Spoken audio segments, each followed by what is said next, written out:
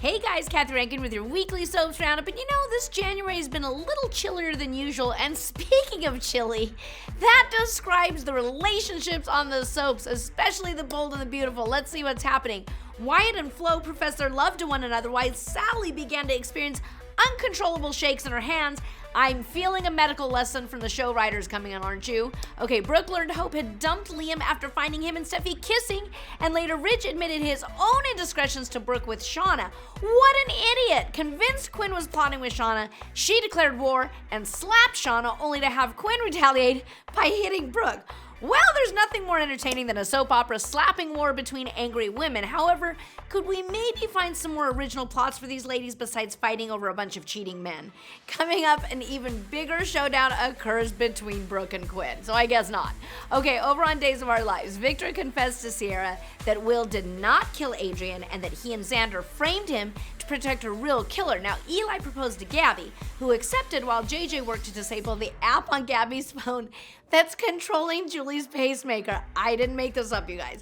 Looks like soap plots are going high-tech. Meanwhile, Stefano and Gina plan to break up John and Marlena by having them both die, and Eric and Sarah returned home with their daughter Mickey, who wasn't responding to the chemotherapy. Coming up, the circumstances of Adrienne's death are revealed. Now, over on General Hospital at Shiloh's memorial, a paroled Nell revealed that she and the dead cult leader were married, and she thought the ELQ shares Oscar left Shiloh. Now, Neil told Alexis that he may lose his medical license because, get this, he didn't wait the required 2 years between treating and dating her. What kind of rule is that? Is that just completely made up by the show writers?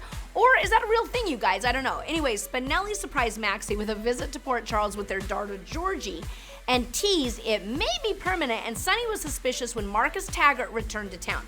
Coming up, Nicholas reveals he's alive to his son Spencer. Well, I guess that's one way to surprise your son, and I see therapy, or better yet, the sanitarium in this kid's future. Finally, on The Young and the Restless, you guys, my favorite, Faith, who has miraculously aged in dog years somehow, snooped into her mother's belongings and learned she had an appointment at a breast cancer center. Get ready for some emotional monologues coming up. You know it's gonna happen. And later, Sharon admitted to Nick and her children that she had stage 2 breast cancer, and both surgery and chemotherapy were needed. Do we dare believe that the writers are going to put Sharon and Nick back together yet again, you guys?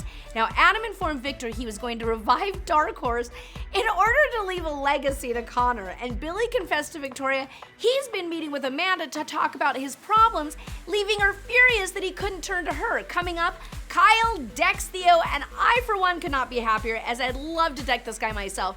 And later, he kisses Summer. Sounds like trouble in paradise. That's it for this week, you guys. We'll see you next time on the Weekly Soaps Roundup.